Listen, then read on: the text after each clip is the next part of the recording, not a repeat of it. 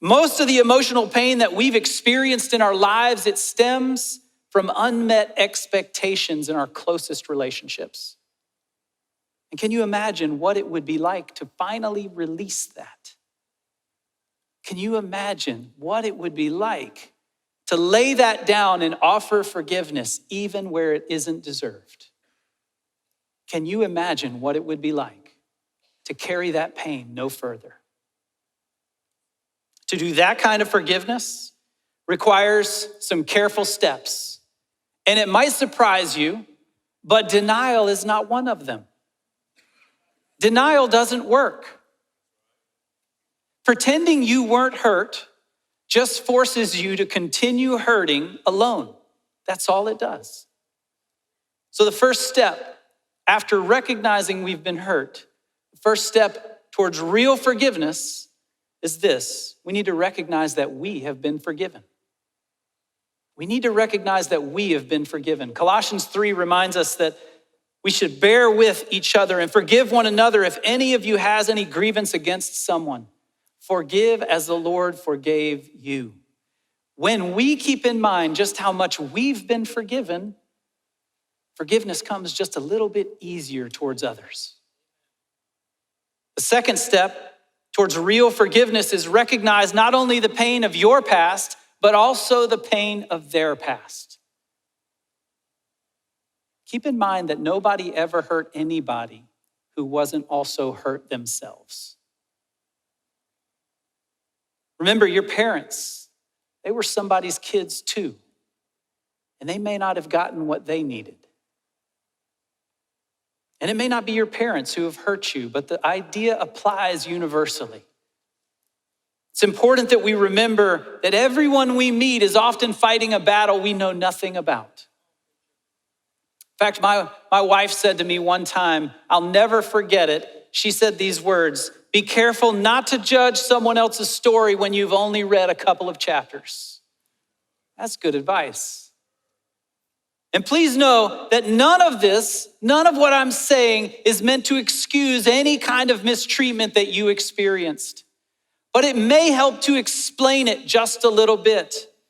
And it may help stir up just enough empathy so that the forgiveness process can begin. The next step towards real forgiveness is to recognize that forgiveness is a commitment. You know that old adage, forgive and forget? That's garbage. It doesn't work. Honestly, it doesn't work. Our brains are not wired for it to work that way. When we experience pain, neural pathways are worn into our minds. You can't just reverse that in an instant. So a lot of times when people come into my office and they're like, I've forgiven them, I've forgotten that. I'm thinking, okay, we've got work to do. Because you don't know what you're talking about.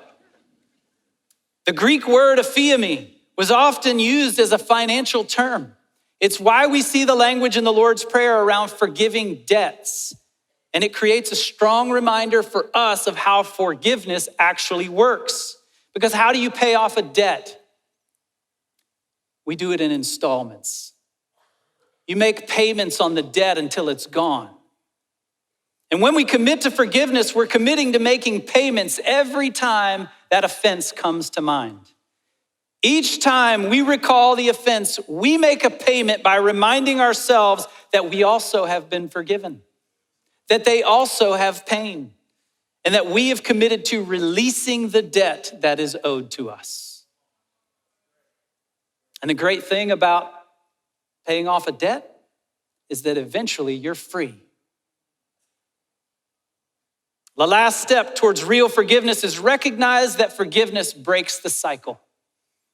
As we look at the genealogy of Jesus, we can see some really high highs and some really low lows.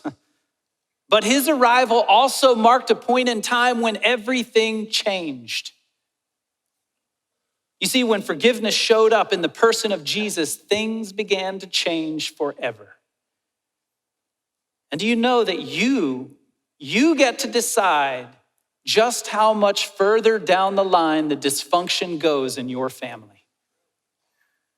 If there are some things you don't want to pass on, then forgiveness is the way to break that cycle. And now I realize I have just made something sound very simple that's not. It's simple, it's just not easy. And you may actually need to meet with somebody who can help you walk through this process so that you can forgive in the way you've been forgiven. There's no shame in that.